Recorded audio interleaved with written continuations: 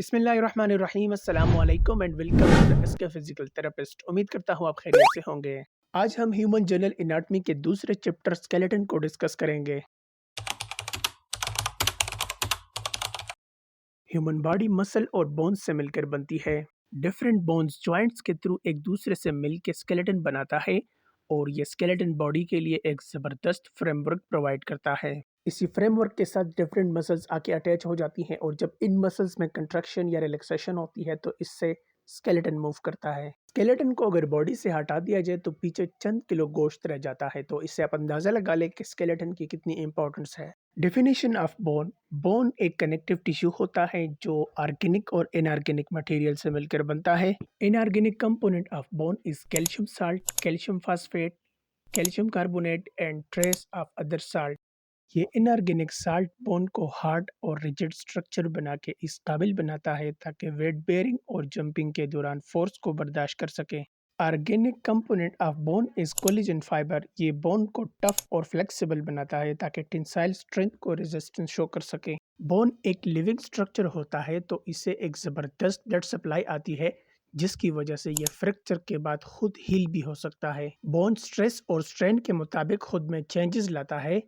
Bone में atrophy और hypertrophy भी हो सकती है। Division of skeletal system. Skeleton को टू पार्ट्स में डिवाइड किया हुआ है। एक्सियल स्केलेटन यानी सेंटर वाला हेड और ट्रंक, और एपेंडिकुलर स्केलेटन यानी अपर लिम और लोअर लिम। एक्सियल स्केलेटन, तो जैसे हमने बात की कि एक्सियल स्केलेटन स्कल और थोरैक्स पर मुश्तमिल है, तो स्कल को अगर हम देखें तो 8 क्रेनियम बोन है, 14 फेस में है, 1 हायोइड है, दोनों कानों में 6 बोन्स है, वर्टेब्रल कॉलम में 26 बोन्स है, और थोरैक्स को देखें तो एक स्टर्नम है, 24 रिब्स है। एपेंडिकुलर स्केलेटन, शोल्डर गिर्डल, यहाँ पे 2 क्लेविकल है और 2 स्केपुला है। अपर एक्सट्रीमिटीज़ को देखें तो यहाँ 2 ह्यूमरस है, 2 अल्ना है, 2 रेडियस है, 16 कार्पल है, 10 मेटाकार्पल है, 28 फेलेंजीज है। Pelvic girdle, pelvic or hip bone. Lower extremities, तो यहाँ 2 फीमर है, 2 fibula, 2 tibia, 2 patella, 14 tarsal, 10 metatarsal और 28 phalanges. Function of bone. Bone gives shape and support to the body and resist any form of stress. Bone muscle, tendon और ligament के attachment के लिए surface provide करता है। School brain को, vertebral column spinal cord को और thoracic cage, thoracic विजरा को प्रोटेक्शन देता है। बोन के अंदर मेरो होता है जहाँ पे ब्लड सेल की मैन्युफैक्चरिंग होती है। Bone store 97% of body calcium and phosphorus. Bone marrow के अंदर रेटिकुलो एंडोथेलियल सेल्स होते हैं जो कि नेचर में फेगोसाइटिक हैं और ये इम्यून रिस्पांस में रोल प्ले करते हैं। इसके बाद हम क्लासिफिकेशन ऑफ बोन्स की तरफ जाएंगे और सबसे पहला जो हम करेंगे वो है अकॉर्डिंग टू शेप, यानी शेप की बुनियाद पर बोन की कितनी अकसाम है। Long bones. लॉन्ग बोन्स उन बोन्स को कहते हैं जिनके 2 एंड्स और एक शेफ्ट हो। एंड्स को एपिफाइसिस और शेफ्ट को डाइफाइसिस कहते हैं। शेफ्ट पे 3 सरफेसेस होती है और इन 3 सरफेसेस को 3 बॉर्डर्स ने एक दूसरे से सेपरेट किया हुआ होता है। लॉन्ग बोन्स के अंदर मेडुलरी कैविटी होती है। मेडुलरी कैविटी बोन्स के अंदर वो हॉलो स्पेस होता है जिसके अंदर बोन मेरो पड़ा रहता है।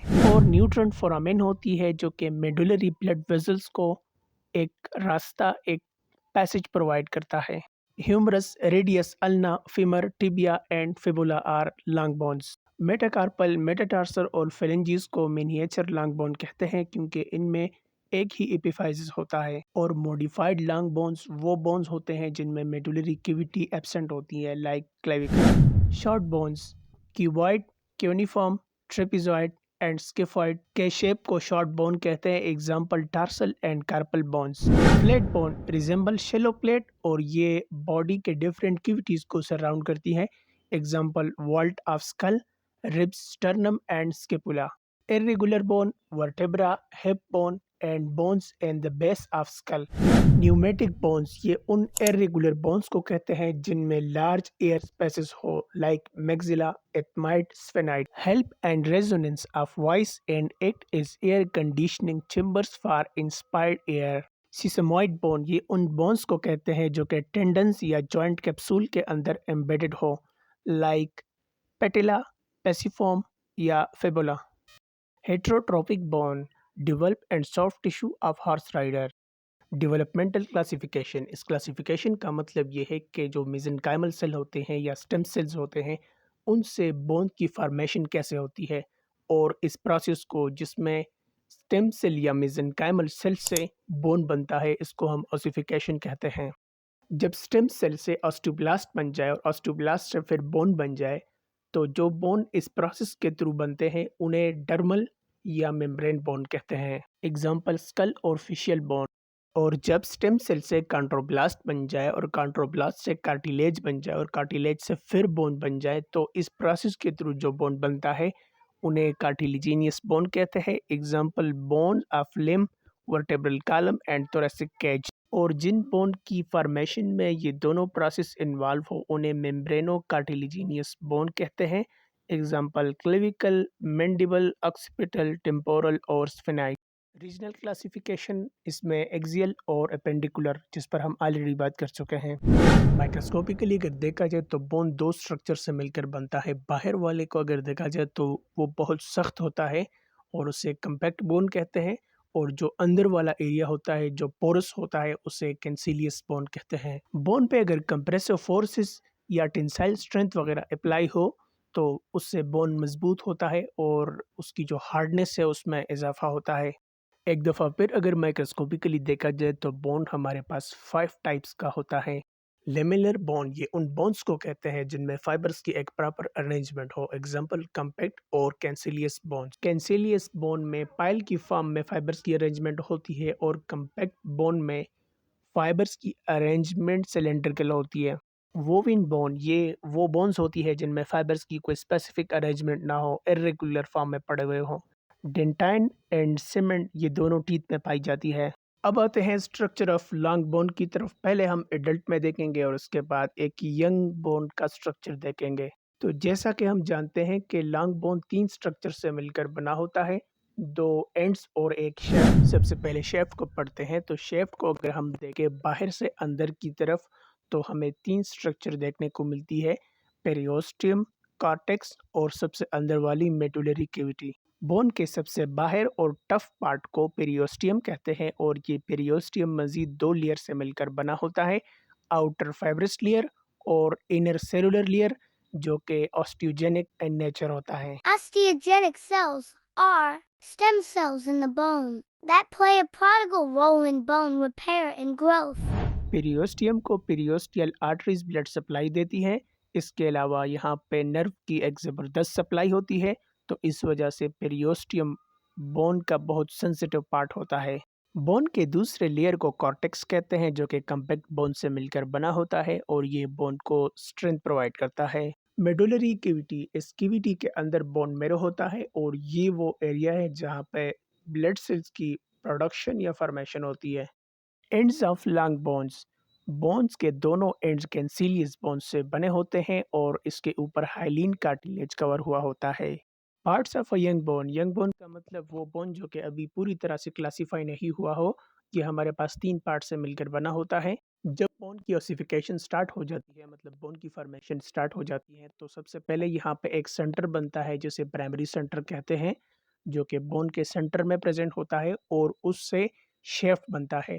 इसके अलावा सेकेंडरी सेंटर होता है। सेकेंडरी सेंटर जो होते हैं ये बोन्स के एंड्स में होते हैं और जिससे एंड्स की ओसिफिकेशन होती है। ओसिफिकेशन कंप्लीट होने के बाद बोन के जितने भी पार्ट्स बन जाते हैं, तो आइए उनको एक एक करके स्टडी करते हैं। एपिफाइजिस, एपिफाइजिस बोन्स के एंड्स को कहते हैं और ये सेकेंडरी सेंटर से ओसिफाई होती हैं। एपिफाइजिस डिफरेंट टाइप्स का होता है, तो आइए एक एक करके उनको पढ़ते हैं।